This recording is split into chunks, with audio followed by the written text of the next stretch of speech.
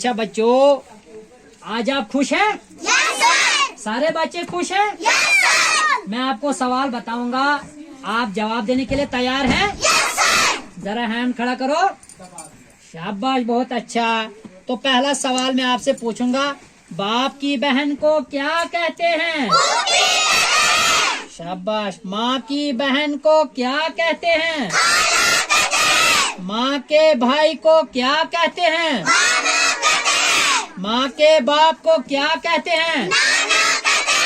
माँ की माँ को क्या कहते हैं?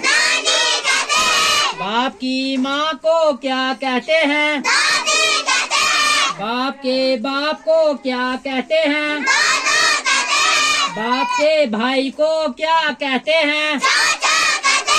बाप के भाई को क्या कहते हैं?